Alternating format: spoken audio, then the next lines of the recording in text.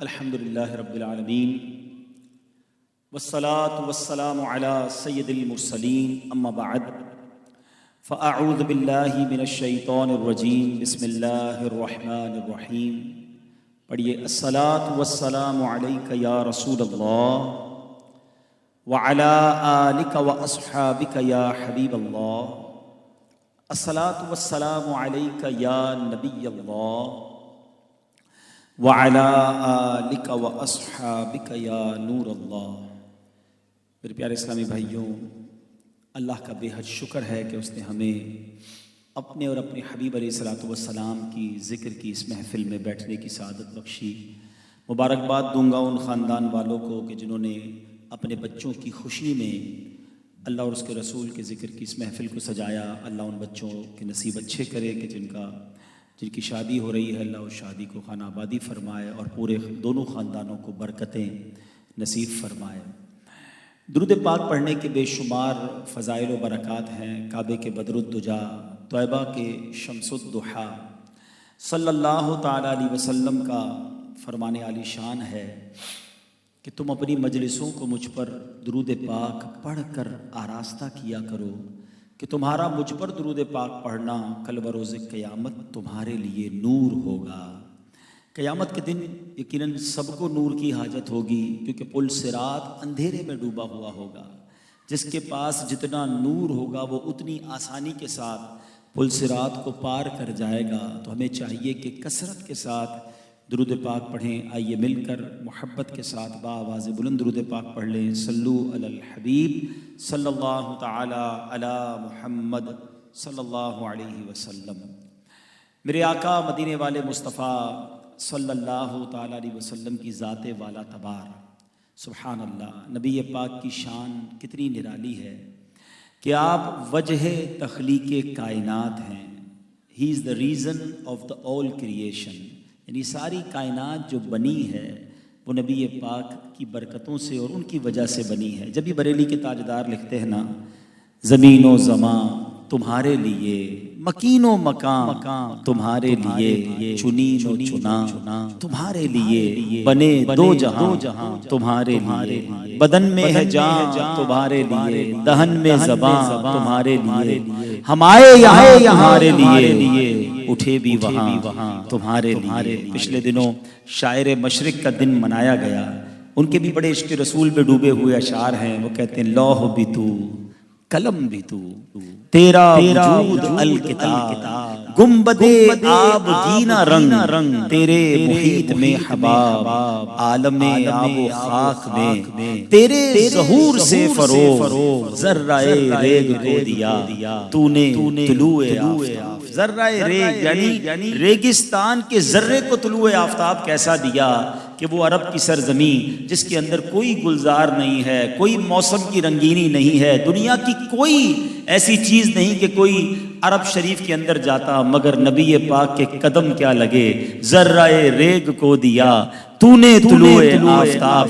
دنیا کی لگژری ملکوں میں رہنے والے، دنیا کے نظاروں میں گم رہنے والے، آپ یورپ چلے جائیں، سوئٹزرلینڈ چلے جائیں، افریقہ چلے جائیں، ادھر کے مسلمان سے پوچھیں کدھر جانا ہے، کہتا ہے مدینے جانا ہے.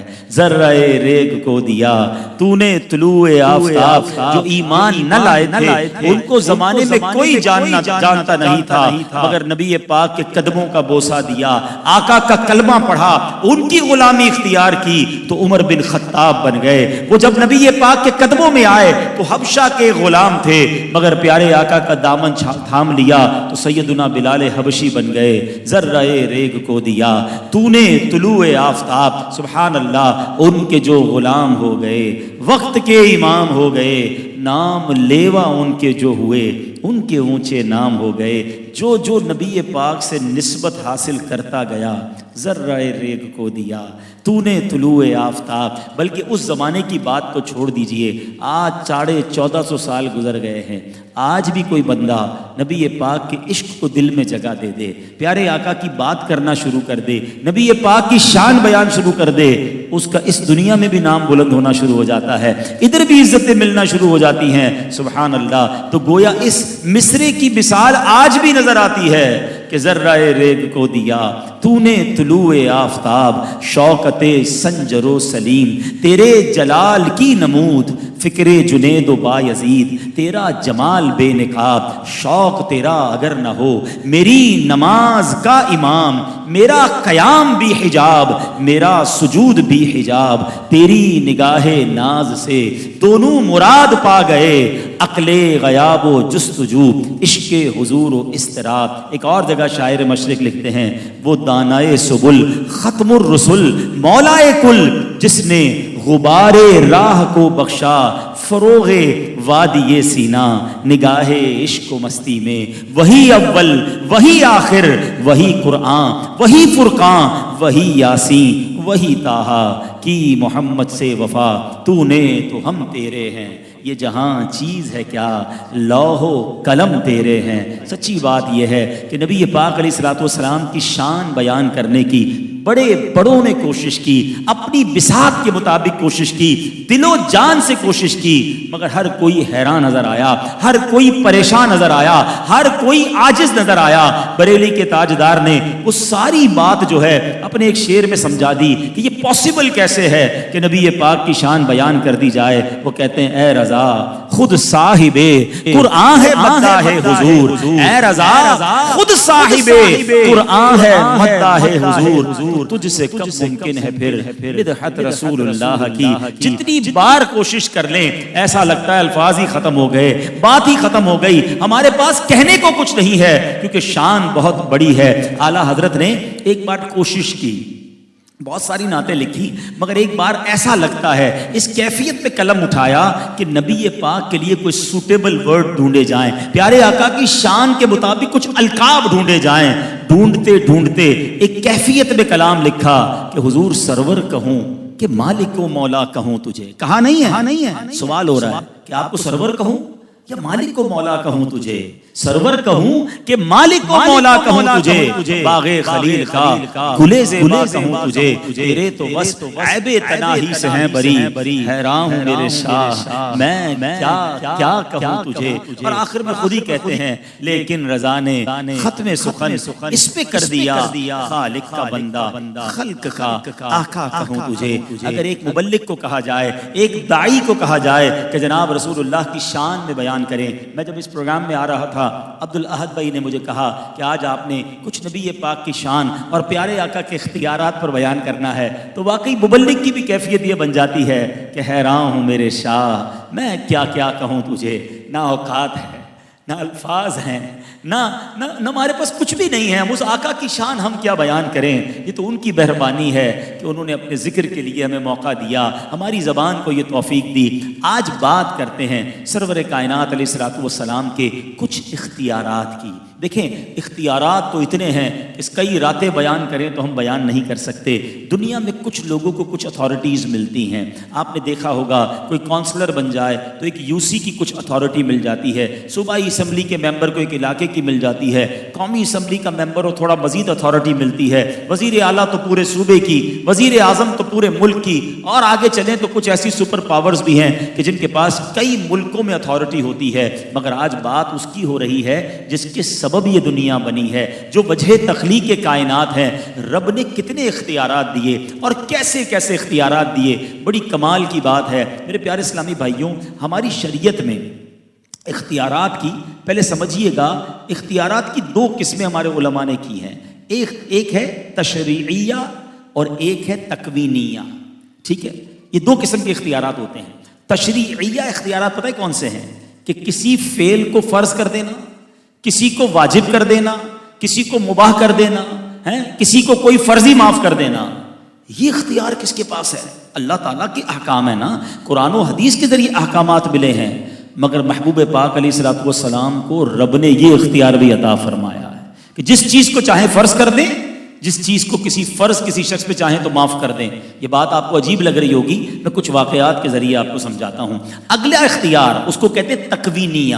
وہ کیا ہے؟ کسی کو مردے کو زندہ کر دینا، کسی کو شفا عطا کر دینا، کسی کے لیے کوئی ایسا کام کر دینا، مصیبت سے دور کر دینا، تو یہ ہے تکوینی اختیارات۔ اللہ نے اپنے حبیب کو یہ دونوں قسم کے اختیارات عطا فرمائے. اور کیسے اختیارات عطا فرمائے؟ اتھارٹی آف رسول اللہ صلی اللہ تعالیٰ علیہ وسلم. عقل حیران ہو جاتی ہے. اب اس کو سمجھنا تھوڑا اور آسان ہے کہ اتنے اختیارات کیسے عطا ہو گئے اور کیوں عطا ہوئے. پہلے نبی پاک کا مرتبہ سمجھیے. حضرت موسیٰ کیا کہلاتے ہیں؟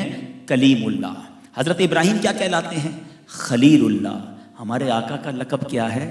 حبیب اللہ. دنیا کا بھی دستور ہے جب کوئی حبیب ہو جائے نا، کوئی لونگ پرسنالٹی ہو جائے، محبوب اور محب، آپ کا بھی دنیا میں کوئی بہت چاہنے والا ہو. بعض اوقات اپنے بچوں سے لوگ بہت پیار کرتے ہیں، اپنے بچوں کی والدہ ہے، کوئی فرینڈ ایسا ہوتا ہے زندگی میں، کوئی ایک شخصیت ہوتی ہے جس سے بہت دل کلوز ہوتا ہے، بیسٹ فرینڈ جس کو ہم کہتے ہیں یا لائف پارٹنر کہتے ہیں. اس کے بعد میرا تیرا نہیں ہوتا. جو محبوب اور محب ہوتے ہیں نا، اس میں یہ نہیں ہوتا یہ میرا ہے یہ تیرا ہے، کیونکہ سب کچھ میرا جو ہے وہ تیرا ہے، کیونکہ تجھ سے پیار اتنا ہے. تو رب نے جب اپنے حبیب پیارے آقا علیہ الصلوۃ والسلام کو اپنا حبیب بنایا نا، تو اب اعلیٰ حضرت نے یہ بات سمجھا دی ہے کہ حضور ہم تو پھر آپ کو مالک ہی کہیں گے نا، کیونکہ آپ مالک کے جو حبیب ہیں. میں تو مالک ہی کہوں گا کہ ہو مالک کے حبیب، یعنی محبوب و محب میں نہیں میرا تیرا. تو جب رب نے حبیب بنا دیا نا، تو پھر سارے اختیارات اور کیسے کیسے اختیارات عطا فرمائیں، سنتے جائیں اور ایمان تازہ کرتے جائیں. پیارے آقا علیہ الصلوۃ والسلام کو رب عز و جل نے کیسے کیسے اختیارات عطا فرمائے. ایک بار نبی پاک علیہ الصلوۃ والسلام کی بارگاہ میں ایک شخص آیا، آ کر عرض کرتا ہے حضور رمضان میں ظاہر روزوں میں اپنی عورت سے قربت کوئی نہیں کر سکتا، روزے میں یہ منع ہوتا ہے، اور اگر کوئی کر لے تو اس کا کفارہ ہے کہ کنٹینیو 60 روزے رکھے جائیں، ورنہ پھر 60 مسکینوں کو کھانا کھلایا جائے. ایک شخص آیا کہا حضور مجھ سے یہ عمل ہو گیا ہے،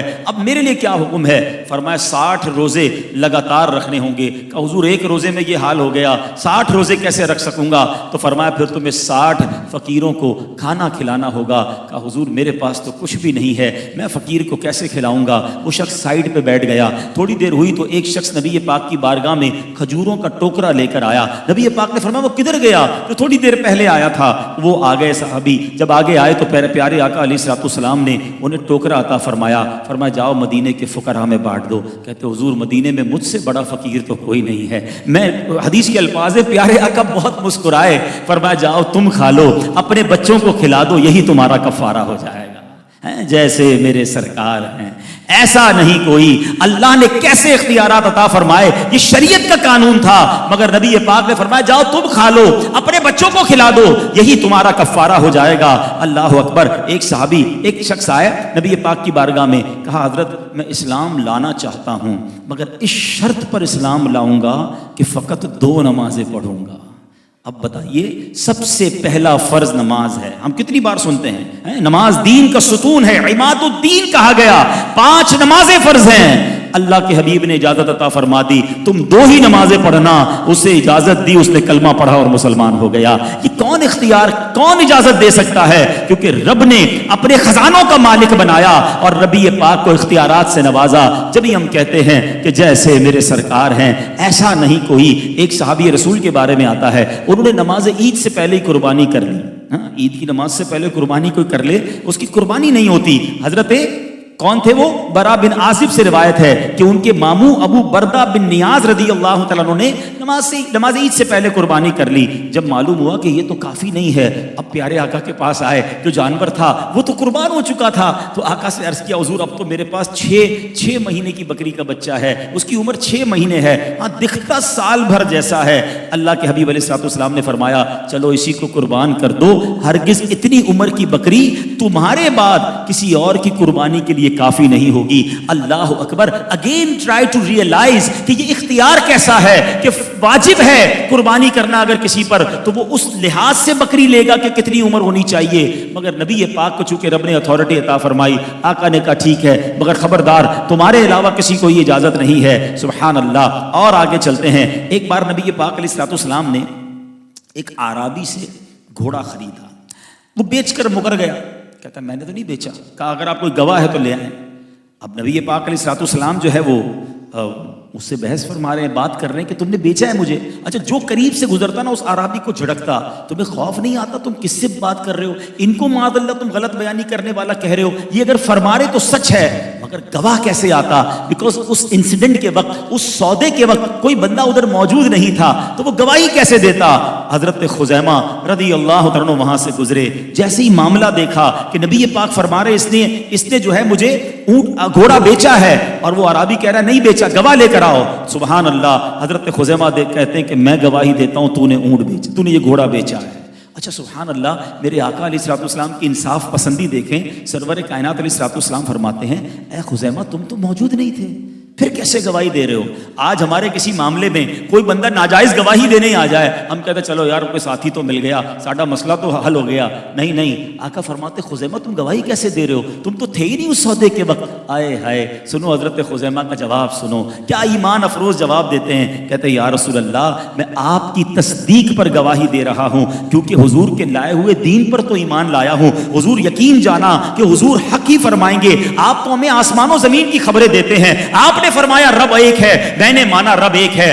آپ نے فرمایا جبریل قرآن لے کر آتے ہیں، ہم نے فرمایا یہ اللہ کی کتاب ہے۔ حضور آسمان کی دی ہوئی خبریں میں آپ کی مانتا ہوں۔ جب آپ نے کہا گھوڑا خریدا ہے، میں گواہی دیتا ہوں کہ حضور گھوڑا آپ نے خریدا ہے۔ اللہ اکبر۔ نبی پاک علیہ الصلوۃ والسلام اتنے خوش ہوئے حضرت خزیمہ کے جواب پر، آپ نے فرمایا آج تک تو 2 مردوں کی گواہی ضروری ہوتی ہے کسی مقدمے میں، خزیمہ کسی بھی مقدمے میں آ کر گواہی دیں گے، اس اکیلے کی گواہی جو ہے وہ 2 مسلمانوں کی گواہی کے برابر ہوگی۔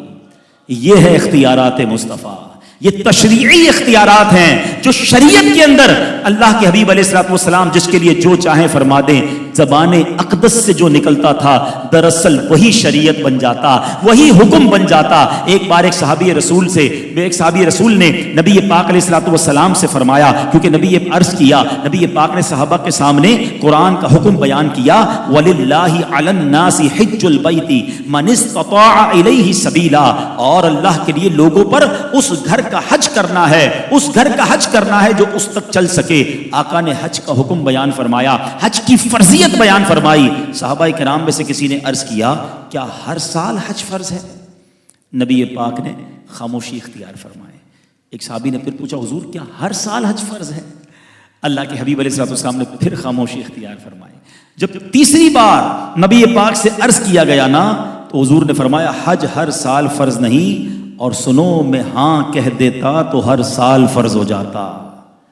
اب سمجھ رہے بات کو؟ اگر زبان مبارک سے یہ ہاں نکل جاتا نا، تو پھر ہم سب کو ہر سال حج کرنے جانا پڑتا جن کے پاس استطاعت تھی۔ یہاں علماء نے اس کی شرح میں بھی لکھا کہ زیادہ کوسچن نہیں کرنے چاہیے۔ حضرت موسیٰ علیہ الصلوۃ والسلام کا واقعہ آپ نے پڑھا ہوگا نا سورہ بقرہ میں، اس کی بھی تفسیر میں علماء نے یہ لکھا اگر بنی اسرائیل والے کوئی بھی گائے قربان کر دیتے اور اس کے بعد وہ عمل کرتے تو ان کو وہ قاتل کا پتہ چل جاتا۔ وہ کوسچن کرتے رہے، ذرا بتائیں، اللہ سے پوچھ کر بتائیں اس کا رنگ کیسا ہے، اللہ سے پوچھ کر بتائیں اس کی لک کیسی ہے، اس کے بارے میں کچھ اور بتائیں۔ وہ سوال کرتے گئے، سرچ نیرو ہوتی چلی گئی، اتنی نیرو سرچ ہو گئی کہ اب دنیا میں ایک ہی گائے ایسی باقی تھی، اور جب اس کو تلاش کیا تو اس بچے نے کیا قیمت مانگی تھی؟ سونے کے مطابق اس کا وزن تم مجھے دو گے تب میں یہ گائے دوں گا۔ تو شریعت کے معاملے میں اگر علماء سے، مفتیان کرام سے ہمیں کوئی مسئلہ پتہ چل جائے، عمل کر لیا کریں۔ بعض اوقات بال کی خال اتارنے کی بھی کچھ لوگوں کی عادت ہوتی ہے۔ تو بہرحال میرے پیارے اسلامی بھائیوں، اگین پتہ چل رہا ہے کہ تشریعی اختیارات میں کیسا تصرف ہے سرور کائنات علیہ الصلوۃ والسلام کا۔ ایک بار حضرت ابو ہریرہ رضی اللہ تعالیٰ سے روایت ہے، پیارے آقا علیہ الصلوۃ والسلام فرماتے ہیں اگر امت کی مشقت کا مجھے خیال نہ ہوتا، ہائے ہائے کتنا ہمارا خیال کرتے ہیں ہمارے آقا، اگر مجھے اپنی امت کی مشقت کا خیال نہ ہوتا تو میں ان پر فرض کر دیتا کہ ہر وضو کے وقت مسواک کریں۔ اس سے 2 باتیں سیکھنے کو ملی کہ مسواک کرنا نبی پاک کو کتنا پسند ہے، تو کوشش کریں، فرض تو نہیں فرمایا لیکن مسواک کی عادت ڈالیں، ہر وضو میں مسواک کریں۔ اور جو یہ جملہ ہے نا، یہ میں کہتا ہوں ختم ہو گئی بات۔ اگر اس جملے کی خوبصورتی اور گہرائی کو سمجھ لو نا، میں فرض قرار دے دیتا ہے۔ اب ذرا سوچو، فرض کرنے والی ذات تو رب کی ہے، مگر اللہ نے اپنے حبیب کو جو یہ اختیار دیا، اب آپ فرماتے ہیں ذرا عربی کا لفظ بھی سن لو، لولا ان اشق علی امتی، اگر میری امت کی مشقت کا مجھے خیال نہ ہوتا، لامرتہم بالسواک، میں ان پر فرض کر دیتا عند کل وضوء، کہ وہ ہر وضو میں مسواک کیا کریں۔ تو یہ اختیار تھا کہ آقا چاہتے فرما دیتے تو یہی فرض ہو جاتا۔ تو یہ بات آج ہمیں پتہ چلی کہ صرف تقویری اختیارات نہیں، رب نے تشریعی اختیارات بھی اپنے حبیب کو عطا فرمائے۔ تو پھر ہم کیوں نہ کہیں کہ جیسے میرے سرکار ہیں ایسا نہیں کوئی۔ اب کچھ باتیں ہیں، وہ تو اتنی لمبی لسٹ ہے تکوینی اختیارات کی کہ سبحان اللہ بیان کرتے چلے جائیں ایمان تازہ ہو جاتا ہے۔ نبی پاک نے، اللہ پاک نے کیسے کیسے اختیارات دیے۔ دیکھیں دنیا میں بہت سارے لوگوں کو، جس طرح میں نے سٹارٹ میں بیان میں کہا تھا، محلے، علاقے، صوبے، ملک پر اختیار ہوتا ہے، مگر دنیا میں ایسا کوئی نہیں کہ زمین پر کھڑے ہو اور چاند پر بھی اتھارٹی ہو، سورج پر بھی اتھارٹی ہو، بادلوں پر بھی اتھارٹی ہو۔ اللہ اکبر۔ میرے آقا علیہ الصلوۃ والسلام سے مکے کے کفار نے کہا تھا، اے محمد صلی اللہ تعالی علیہ وسلم، اگر اللہ کے سچے نبی ہو تو ہمیں کوئی نشانی بتاؤ۔ سبحان اللہ، میرے آقا جبل ابو قبیس پر جلوہ فرما ہیں، اللہ مجھے اور آپ کو مکہ پاک کی جلدی جلدی حاضری عطا فرمائے۔ جب صفا مروہ سے آپ باہر نکلتے ہیں نا تو سامنے پہاڑ ہے جہاں پر محل آج کل بنا ہوا ہے، یہ جبل ابو قبیس ہے۔ یہ دنیا کا سب سے پہلا اور اولڈ ترین، پرانا ترین پہاڑ ہے۔ اسی پہاڑ پر نبی پاک کھڑے ہوئے اور چاند کی طرف اشارہ فرمایا۔ اللہ اکبر، چاند دو ٹکڑے ہو گیا۔ اچھا اب چاند دو ٹکڑے ہو گیا، وہ لوگ کہتے ہیں اے محمد اب اسے جوڑ کر دکھاؤ۔ میرے آقا نے پھر اشارہ فرمایا اور آپ علیہ الصلوۃ والسلام کی دعا سے، نبی پاک کے اشارے سے چاند جو ہے وہ پھر جڑ جاتا ہے۔ تو پنجابی شاعر یہی تو بات کہتے ہیں کہ کیا خوبصورت بات فرماتے ہیں کہ کر کے دعا سونا سورج نو موڑدا، آپے چن توڑدا تے آپے چن جوڑدا، آپے چن توڑدا تے آپے چن جوڑدا، بگڑی بنا میرے نبی دا اشارہ، قسم خدا دی مینوں سب نالوں پیارا۔ بادلوں پر کیسی حکومت کہ ایک بار نبی پاک جمعے کا خطبہ دے رہے ہیں، ایک صحابی آئے، حضور بہت قحط ہو گیا ہے، بارش نہیں ہو رہی ہے، کھیت سوکھ گئے، جانور پیاسے، حضور کرم فرمائیں۔ Again there is a question for all of you. سوچو ذرا، یہ بخاری میں بھی حدیث موجود ہے، بڑی بڑی سیاستہ کی کتابوں میں حدیث موجود ہے، جناب بارش نہیں ہو رہی تو اللہ سے دعا کرتے صحابی، کیوں نبی پاک سے عرض کیا؟ کیونکہ وہ جانتے تھے کہ نہیں سنتا ہی نہیں مانگنے والا تیرا۔ اللہ کے حبیب نے ہاتھ اٹھائے، بارش، حدیث کے الفاظ ہیں، اس وقت آسمان پر کوئی بادل نہیں تھا، ابھی آقا کے ہاتھ اٹھتے ہیں، بڑے بڑے کالے بادل آنا شروع ہوتے ہیں، نبی پاک منبر پر ہی ہیں، اتنی بارش ہوئی کہ حدیث کے الفاظ ہیں آقا کی مبارک داڑھی سے بھی بارش کے قطرے گرنے لگے۔ اچھا دعا تو فرما دی اور سارے لوگ نمازی خوشی خوشی گھر بھی چلے گئے، مگر جمعہ بارش، ہفتہ بارش، اتوار بارش، پیر بارش، نان اسٹاپ پورا ہفتہ بارش، اتنی بارش کہ اگلا جمعہ آ گیا۔ روایت کے الفاظ ہیں وہی صحابی یا کوئی اور کھڑے ہو گئے کہ حضور کرم کیجئے، بارش رکوائیے حضور، ہمارے تو پانی پانی ہو گیا، گھر ڈوبنے لگ گئے۔ آئے ہائے، بارش رکوانی، خود ہی دعا کر لیتے۔ پھر صحابی کا عقیدہ دیکھو کہ آقا کے ہاتھ اٹھنے ہیں، ہمارا کام ہو جانا ہے۔ اب نبی پاک کی اتھارٹی دیکھیے گا، دیکھیں یہ بھی کمال ہے، یہ بھی معجزہ ہے کہ ہاتھ اٹھایا تو بارش، دعا کی تو رک گئی، نہیں، اللہ کے حبیب نے اب جو اتھارٹی کا استعمال کیا ہے نا، ایمان تازہ ہو جاتا ہے۔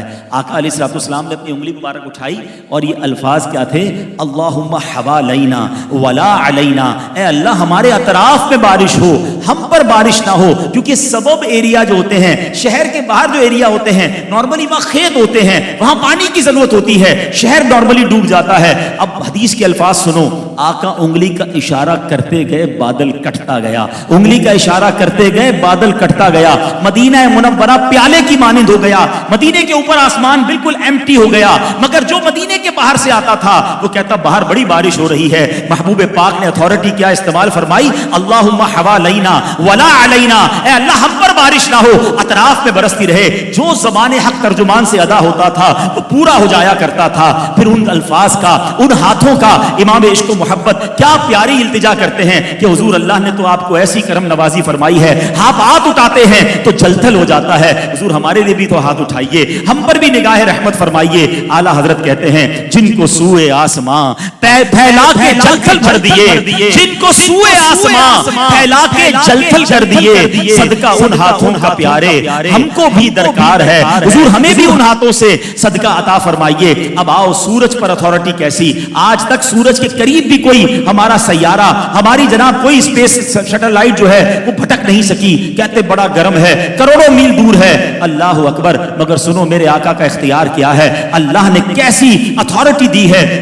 نبی پاک علیہ الصلوۃ والسلام جو ہیں مولا علی کی گود میں آرام کر رہے ہیں, مقام صحبہ ہے, مولا علی کی نماز کا وقت چلا گیا. نبی پاک نے اثر ادا کر لی تھی, حضرت علی نے ادا نہیں کی. اب مغرب کا وقت ہو گیا, سورج غروب ہو گیا. نبی پاک نے مبارک آنکھیں کھولی, مولا علی کو دیکھا تو چہرے پہ افسردگی. اے علی کیوں افسردہ ہو؟ کہتے حضور علی جب سے ایمان لایا ہے کبھی کوئی نماز قضا نہیں ہوئی. حضور آج اثر چلی گئی ہے. سبحان اللہ, میرے آقا کی کوئی خدمت کرے وہ محروم کیسے ہو سکتا ہے؟ سرور کائنات نے ہاتھ اٹھائے, الفاظ سنو. اللہ کے حبیب فرماتے ہیں, عرض کرتے ہیں اللہ کی بارگاہ میں, اے اللہ علی تیری اور تیرے حبیب کی فرما برداری میں مصروف تھا.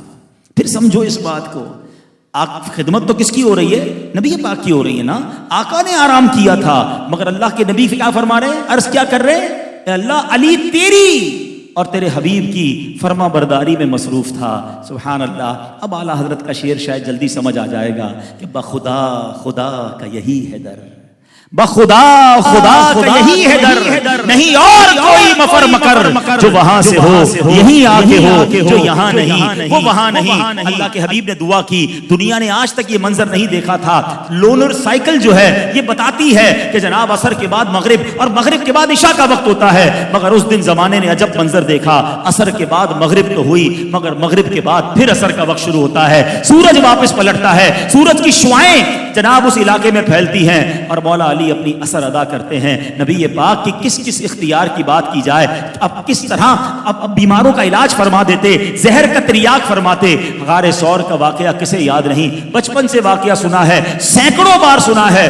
جب بھی سنتے ہی ایمان تازہ ہوتا ہے کہ سیدنا ابوبکر صدیق کی گود میں جب نبی پاک آرام فرما رہے تھے, سانپ نے کاٹا. صدیق اکبر نے کیا فیصلہ کیا, جان جاتی ہے تو جائے, محبوب پاک کا آرام میں خلل نہیں ہونا چاہیے. آنکھوں سے آنسو نکلے, نبی پاک کے مبارک رخسار پر گرتے ہیں. آقا آنکھیں کھول کے فرماتے ہیں, اے ابوبکر کیا ہوا؟ کہتے حضور سانپ نے کاٹ لیا ہے. نبی پاک نے کسی ایمرجنسی وارڈ کی طرف نہیں بھیجا, کسی ہاسپٹل کے پاس نہیں بھیجا. آقا نے لعاب دہن لگایا. حضرت ابوبکر صدیق کا جو زہر ہے وہ درد جاتا رہا, زہر ختم ہو گیا. یہاں بہت خوبصورت دو سوال پیدا ہوتے ہیں. یہ دونوں امیر المومنین ہیں, یہ دونوں علم کے سمندر ہیں. مولا علی کی شان تو وہ ہے جن کے بارے میں آقا فرماتے ہیں میں علم کا شہر ہوں, علی اس کا دروازہ ہے. اب سوال یہ ہے, نماز تو سب سے بڑا فرض ہے, سب سے اہم فرض ہے. اچھا نمازوں میں بھی سب سے پرخطر اور سب سے اہم نماز وہ عصر کی نماز کو کہا گیا کیونکہ ٹائم بڑا شارٹ ہوتا ہے, بڑا کانشیس رہنا پڑتا ہے. مگر مولا علی نے نماز جانے دی, نبی پاک کے آرام میں خلل نہیں ڈالا. ارے اٹھا دیتے, عرض کرتے حضور آپ ہی نے فرمایا نماز فرض ہے, مجھے نماز پڑھنی ہے. مگر مولا علی کے دل نے یہ گوارا نہ کیا. ادھر حضرت ابوبکر صدیق کو سانپ نے کاٹا ہے, یہ بھی شریعت کا حکم ہے کہ جان بچانا فرض ہے, مگر انہوں نے جان جانے کی پرواہ نہیں کی. نبی پاک کے آرام میں خلل نہیں ڈالا. یقیناً اس وقت دنیا میں ان دونوں سے بڑے مفتی تو کوئی نہیں ہے نا. ان دونوں کا یہ ڈیسیشن ہمیں بہت کچھ بتا رہا ہے کہ سنو یہ فیصلہ کیا تھا, یہ ڈیسیشن کیا تھا, سیکھنے کو کیا ملا. بریلی کے تاجدار یہ ساری بات 2-3 شعروں میں ہی سمجھا دیتے ہیں. آپ فرماتے ہیں مولا علی نے واری تیری نیند پر نماز, اور وہ بھی عصر سب سے جو اعلیٰ خطر کی ہے. صدیق بلی غار میں جان ان پہ دے چکے, اور حفظ جان تو جان فروز غرر کی ہے. دونوں نے تو کام کر لیا نا, مگر آقا نے کیا کیا, ہاں تو نے انہیں جان, انہیں پھیر دی نماز, اور وہ تو کر چکے جو کرنی بشر کی ہے, انہوں نے اپنے کام کر دیا. اب اعلیٰ حضرت کہتے سیکھنے کو کیا ملا, عطر کیا ہے, ایسنس کیا ہے, ان دونوں واقعات سے سیکھنا کیا ہے. آپ کہتے ہیں ثابت ہوا کہ جملہ فرائض فرو ہیں. پتا چلا کہ سارے فرض جو ہے نا یہ شاخیں ہیں, فرو کہتے ہیں برانچز کو. تو پھر اصل کیا ہے, ٹری کیا ہے, تنا کیا ہے؟ فرمایا ثابت ہوا کہ جملہ فرائض فرو ہیں, اصل الاصول بندگی استاج ور کی ہے. آقا راضی ہیں تو رب راضی ہے. تم ساری زندگی نمازیں پڑھ لو, ساری زندگی قرآن پڑھ لو, اگر دل میں عشق رسول نہیں ہے اور تم سے اللہ کے حبیب راضی نہیں ہیں, تمہاری نمازیں کام نہیں آنی, تمہارے روزے اور عبادتیں کام نہیں آنی, کیونکہ ثابت ہوا کہ جملہ فرائض فرو ہیں, اصل الاصول بندگی استاجور کی ہے. نبی پاک کی رضا کو تھامے رکھنا, کیونکہ یہ راضی ہو گئے تو رب بھی راضی ہو جائے گا, کیونکہ آقا رب کے حبیب ہیں, حبیب راضی ہو جائے گا تو ان کا رب بھی ہم سے راضی ہو جائے گا. آؤ میرے پیارے اسلامی بھائیوں, واقعات تو میں نے پہلے ہی کہا اتنے ہیں کہ میرے ذہن میں بھی واقعات کی الغار ہو رہی ہے کہ یہ بھی بیان کروں, یہ بھی بیان کروں. اللہ نے کیسے اختیارات دیے, کیسے کمالات دیے. دنیا میں یہ بحث ہوتی ہے کہ سب سے مبارک پانی کون سا ہے, سب سے بہترین پانی کون سا ہے, پاکیزہ پانی کون سا ہے. لوگ کہتے ہیں کہ حضرت اسماعیل علیہ الصلوۃ والسلام کے جو قدموں سے جاری ہوا آب زمزم وہ بہتر ہے, وہ بڑا مبارک ہے. یقیناً بڑا مبارک ہے. مکہ پاک جاتے ہیں, مدینہ طیبہ جاتے ہیں, بار بار پیتے ہیں, دل ٹھنڈا ہو جاتا ہے. مگر خدا کی قسم حدیبیہ والوں پر ہماری جانیں قربان, ان صحابہ کو جو پانی پینے کو ملا نا, ہم تو وہ بات سن کے ایمان تازہ کرتے ہیں. ہوا کیا تھا, 1500 صحابہ ہیں, عمرہ کرنے جا رہے ہیں, مدینہ پاک سے مکہ جانا ہے, راستے میں پڑاؤ ڈالا گیا. صحابہ آ کے کہتے ہیں حضور پانی نہیں ہے, تھوڑا سا پانی رہ گیا, وضو بھی کرنی ہے, جانور بھی پیاسے ہیں, ہم بھی پیاسے ہیں. ارے صحابہ سے کوئی تو کہتا پانی چاہیے تو کسی آس پاس کنویں پہ ڈھونڈو, پانی بھی تمہیں نبی پاک کے پاس سے لینا ہے. سب کا عقیدہ تھا نہیں سنتا ہی نہیں, مانگنے والا تیرا. نبی پاک نے فرمایا ایسا کرو جتنا پانی ہے سب جمع کرو. سارے صحابہ نے مل کر جمع کیا. روایت کے الفاظ ہیں ایک برتن بھی پورا نہیں بھرا, یعنی سب نے اپنی چھاگل اپنے تھرموس کہہ لیں سب ڈالے. اتنے سارے صحابہ سے ملا کر بھی اتنا پانی نہیں تھا کہ ایک پورا برتن بھرتا. اللہ کے حبیب علیہ الصلوۃ والسلام نے کیا کیا, ہم نے بڑے واقعات سنے ہیں کہ حضرت موسیٰ نے اپنا عصا مارا تھا, 12 چشمے زمین سے جاری ہوئے. جناب زمین سے پانی نکلنا عقل میں آتا ہے, آج بھی بورنگ کرو تو پانی نکل آتا ہے, پہاڑوں سے چشمے جاری ہوتے ہم نے بھی دیکھے, پتھروں سے آبشار ہم نے بھی دیکھے ہیں. مگر میرے آقا کی شان نرالی ہے. آقا نے کوئی عصا اٹھا کر زمین پر نہیں مارا, ٹھوکر کسی پہاڑ پر نہیں ماری. اللہ کے حبیب نے اپنا مبارک ہاتھ جو ہے اس پیالے میں رکھ دیا. صحابہ کہتے ہیں اپنی آنکھوں سے دیکھا, 5 انگلیوں سے فوارے جاری ہو گئے, ایسا پانی جاری ہوا. Try to understand. آج شاید 200-300 لوگوں کی دعوت ہے, عبد الاحد سے پوچھو کتنا پانی رکھا ہے, کتنی کولڈ ڈرنک رکھی ہے. ایک آدمی کے لیے 2-3 کولڈ ڈرنک اور پانی کا نظام رکھنا پڑتا ہے. یار 300 مہمان ہیں, 1500 صحابہ ہیں, کافی دیر کے پیاسے ہیں, وضو بھی کرنا ہے, جانوروں نے بھی پینا ہے. سوچو کتنے ٹینک پانی کی ضرورت ہوگی. صحابی کہتے ہیں اتنا جوش تھا, 1500 صحابہ نے پانی پیا, جانوروں نے پانی پیا, برتن بھر لیے. اور کہتے ہیں اللہ کی قسم اتنا جوش تھا 1,00,000 صحابہ ہوتے وہ بھی سب کو پورا ہو جاتا. اب میرے آقا ایسا معجزہ دکھائیں تو بریلی کے تاجدار کا قلم کیسے خاموش رہے. آپ کیا کہتے ہیں, فرماتے انگلیاں ہیں فیض پر ٹوٹے ہیں پیاسے جھوم کر, انگلیاں ہیں فیض پر ٹوٹے ہیں پیاسے جھوم کر, ندیاں پنجاب رحمت کی ہیں جاری واہ واہ. حضرت قتادہ کی آنکھ کی بات کروں یا صحابہ کی ٹوٹی ہوئی پنڈلی کی بات کروں, کسی صحابی کو لکڑی پکڑاتے وہ نورانی ہو جاتی, کسی حبشی کے چہرے پر ہاتھ پھیرتے تو وہ نورانی ہو جاتا. ارے کس کمال کی اور کس اختیار کی بات کروں. چلو آخری بات کر بیان کو اختتام کرتا ہوں کہ ایک بار حضرت ابو ہریرہ آتے ہیں. ارے آج تک ہم نے سنا ہے کوئی کسی کو مال دے سکتا ہے, کوئی کسی کو کھانا دے سکتا ہے, چلو کوئی کسی کا علاج بھی کر سکتا ہے, مگر یہ کبھی نہیں سنا تھا کہ جناب کوئی کسی کو یادداشت اور حافظہ بھی دے سکتا ہے. حضرت ابو ہریرہ کہتے ہیں آقا کے قدموں میں ہی رہتا تھا, مگر پرابلم یہ تھا روز حدیث سنتا تھا, یاد نہیں ہوتی تھی, سبق یاد نہیں ہوتا تھا, بڑا افسوس ہوتا تھا. اتنی پیاری موتیوں جیسی باتیں سنتا ہوں مگر حافظے میں کیوں نہیں رہتی. صحابہ کو پتا تھا what ever problem solution in the court of رسول پاک. چلو آقا کی بارگاہ میں پہنچ گئے, حضور مجھے کچھ یاد نہیں رہتا, حضور میرا حافظہ بڑا کمزور ہے. اب ذرا حدیث کے الفاظ سنیے گا. آقا نے کہا ابو ہریرہ اپنا دامن پھیلاؤ, اپنی چادر پھیلاؤ. کہتے میں نے آقا کی بارگاہ میں چادر پھیلائی. نبی پاک نے ان سین, ہاتھ میں کچھ نظر نہیں آ رہا تھا, مگر آقا علیہ الصلوۃ والسلام نے اپنی مٹھی میری چادر میں کھول دی. فرمایا ابو ہریرہ اس چادر کو سینے پہ لگا لو. ہم جیسا کوئی مطلبی آدمی دنیاوی آدمی ہوتا تو کہتا حضرت کچھ ڈالے تو صحیح, نظر تو کچھ نہیں آ رہا. کہہ رہے لے جاؤ, میں نے تو اتنی محبت سے آپ کے پاس دور سے آیا تھا. صحابی کا عقیدہ دیکھو, کہتے میں نے چادر سینے سے لگا لی. وہ دن تھا اور آج کا دن ہے, آقا جو فرماتے مجھے یاد ہو جاتا ہے. اور اس کا مظہر پتہ ہے کیا ہے, علماء بیٹھے ہیں, سارے صحابہ میں جس صحابی نے سب سے زیادہ حدیث روایت کی نا وہ حضرت ابو ہریرہ رضی اللہ تعالیٰ عنہ ہیں. یعنی اس سے پہلے انہیں یاد کچھ نہیں ہوتا تھا اور آقا نے وہ عطا فرما دیا کہ اب جو نبی پاک فرماتے انہیں یاد ہو جایا کرتا. تو پھر کیوں نہ پیارے آقا سے ہم دل و جان سے محبت کریں. اب ہمیں کیا سیکھنا ہے؟ جو اصل بات جو ہمیں آج کے بیان میں یقیناً جب بھی یہ واقعات سنتے ہیں ایمان تازہ ہو جاتا ہے, نبی پاک سے محبت میں اضافہ ہوتا ہے. ایک تو آج کے بیان سے ہمیں یہ لرن کرنا ہے, یہ سیکھنا ہے کہ ہمیں پیارے آقا علیہ الصلوۃ والسلام سے دل و جان سے محبت کرنی ہے.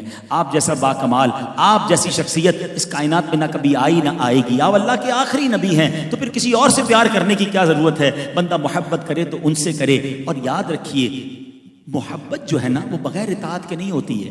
ایسا ہوتا نہیں کہ میں کہوں میں کسی سے پیار بھی کرتا ہوں اس کی بات بھی نہیں مانوں گا, ایسا کبھی نہیں ہوتا. آپ جس سے محبت کرتے ہیں اس کی بات مانتے ہیں. تو اگر واقعی نبی پاک سے محبت کر رہے ہیں تو پھر آقا کے فرامین پر عمل کریں, ان کی سنتوں پر عمل کریں, جن چیز سے انہوں نے منع کیا ان سے بچیں. اور دوسری بات جو سیکھنی ہے نا کہ پیارے آقا علیہ الصلوۃ والسلام کی زبان سے جب جب جو ادا ہوا نا, کہہ دیا تو ہو گیا. آقا نے جو فرمایا, سورج کو فرمایا وہ واپس آیا, چاند کو فرمایا وہ 2 ٹکڑے ہوا, بادل کو فرمایا تو رک گیا. پیارے آقا علیہ الصلوۃ والسلام نے آنکھ حضرت قتادہ کی لگائی تو وہ روشن ہو گئی, کہہ دیا تو ہو گیا. آج کچھ ایسا کام کر لو کہ نبی پاک ہمیں اپنا غلام فرما دیں. آج نبی پاک اپنی غلامی میں ہمیں اختیار کر لیں. نبی پاک ہمارے لیے ہاتھ اٹھا کر ہماری شفاعت فرما دیں, کیونکہ زبان حق ترجمان سے نکلنا ہے اور وہ کام ہو جانا ہے. تو ہمیں نبی پاک سے ایسی محبت اور ایسی غلامی اختیار کرنی ہے کہ پیارے آقا ہمارے بارے میں نگاہ فرمائیں اور اللہ کی بارگاہ میں ہمارے لیے دعا کر دیں, ہمارا بیڑا پار ہو جائے گا. اور یہی بات تو بریلی کے تاجدار نے سمجھائی نا کہ قسمت میں لاکھ پیچ ہوں 100 بل 1000 کج. آقا یہ ساری گتھی ایک تیری سیدھی نظر کی ہے, ایک ہی نظر پڑھنی ہے اور ہماری مشکلیں آسان ہو جانی ہیں. تو نبی پاک سے محبت کا تقاضا یہ ہے کہ آپ کی سنتوں پر عمل کیا جائے, آپ کے دین کو پھیلانے کی کوشش کی جائے, جن چیزوں میں میرے آقا کی رضا ہے وہ کام کیے جائیں.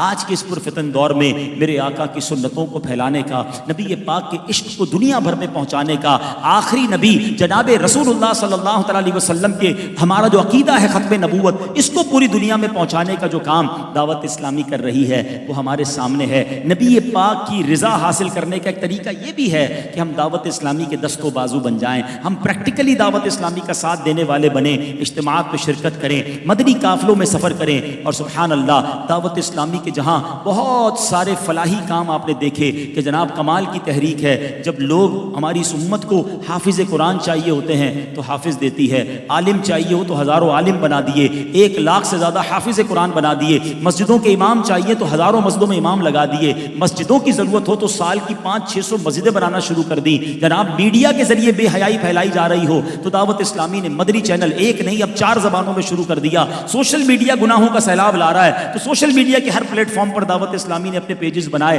اور کروڑوں مسلمانوں تک نیکی کی دعوت پہنچائی.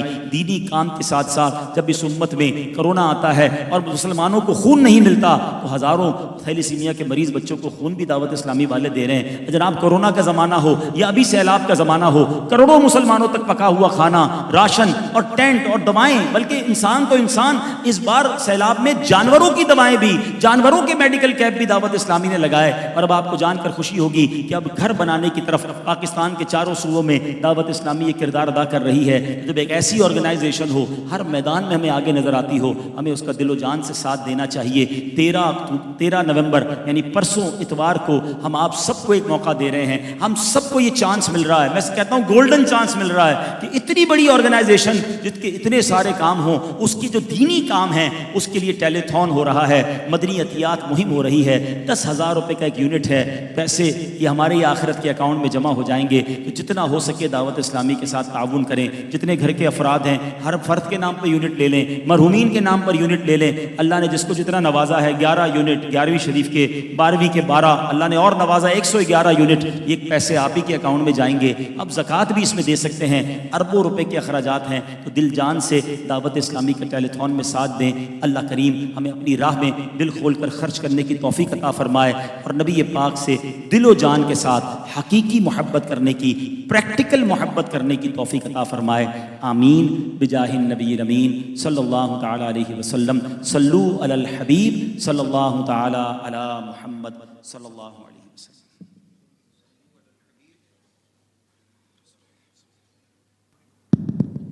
صلو علی الحبیب صلی اللہ تعالی علی محمد صلی اللہ علیہ وسلم۔ عبد الحبیب بھائی موجود ہیں، اور جس وقت میں نے یہ اجتماع رکھنے کا ارادہ کیا تھا تو میرے دل میں ایک خواہش تھی کہ قرآن مجید کے 30 پارے ہیں، اور کیوں نہ آج کی اس محفل سے میں 300 یونٹ وہ عبد الحبیب بھائی کو ہم اس اجتماع کی طرف سے پیش کریں، یعنی 3000 یونٹ انشاءاللہ عز و جل۔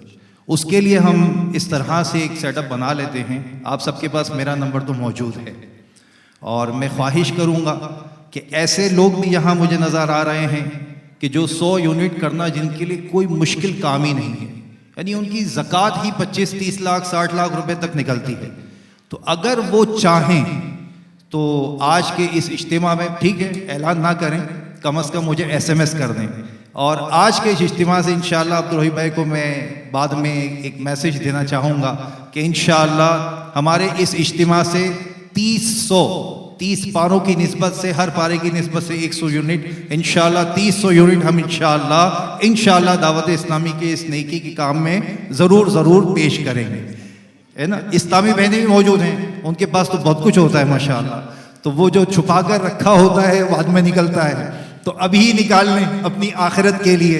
اور دربار رسالت صلی اللہ علیہ وسلم کی یہ مبارک محفل ہے، محفل نعت ہے، نہ جانے کیا قبولیت کی گھڑی ہو، ہماری یہ دیا ہوا اللہ کی بارگاہ میں ایسا مقبول ہو جائے۔ میں آپ کو صرف بند الفاظ میں کہتا ہوں کہ میں نے جب یہ محفل کا سوچا تھا نا، تو اس وقت میرے ذہن میں کچھ بھی نہیں تھا، لیکن جیسے ہی محفل کا سوچا، محفل کا خرچہ میری ایک ہی ڈیل میں مجھے مل گیا۔ میں آپ کو سمجھانے کی بات کر رہا ہوں، راہ خدا میں خرچ کرنے سے مال بڑھتا ہے، کم نہیں ہوتا ہے۔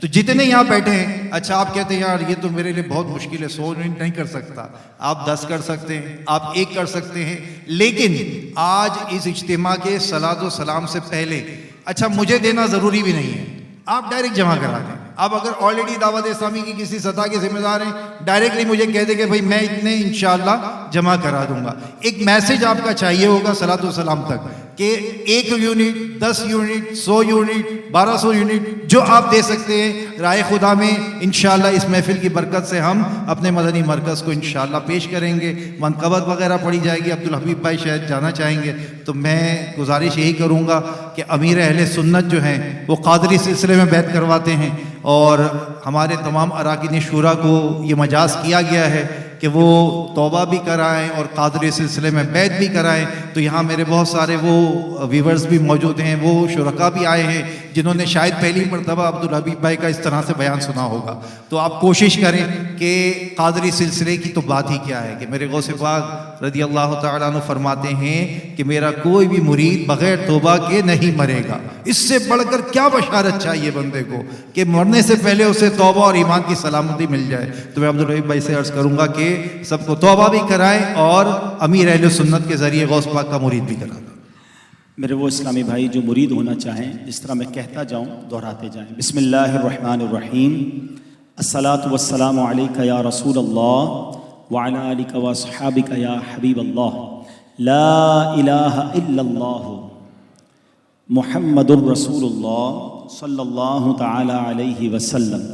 توبہ کرتا ہوں میں اپنے تمام پچھلے گناہوں سے، اور وعدہ کرتا ہوں میں کہ آئندہ شریعت پر چلوں گا، بد مذہبوں اور برے لوگوں کی صحبت سے بچتا رہوں گا، نماز روزے کی پابندی کرتا رہوں گا، والدین کی نافرمانی، جھوٹ، غیبت، چغلی، وعدہ خلافی، گالی گلوچ، فلمیں، ڈرامے، گانے باجے، بے پردگی وغیرہ وغیرہ گناہوں سے بچتا رہوں گا۔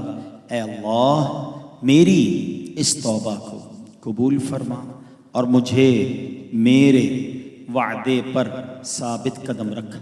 مرید ہوتا ہوں میں خاندان عالی شان قادریہ رضویہ عطاریہ میں نے اپنا ہاتھ آپ کے ذریعے سے شیخ طریقت امیر اہل سنت کے ہاتھ میں دیا اور ان کے ذریعے سرکار بغداد حضور غوث پاک رضی اللہ تعالی عنہ کے ہاتھ میں دیا۔ اے اللہ مجھے جناب غوث اعظم کے مریدوں میں قبول فرما اور کل قیامت میں غوث پاک کے غلاموں میں اٹھا۔ الصلاۃ والسلام علیک یا نبی اللہ وعلی آلک و اصحابک یا نور اللہ۔ میں آخر تک بیٹھتا، میرے بھائیوں کی طرح ہیں، اللہ ان کے پورے خاندان کو خوشیاں دے۔ عبداللہ بھائی، خالد بھائی، عبدالحفیظ بھائی، برسوں کا ہمارا تعلق ہے۔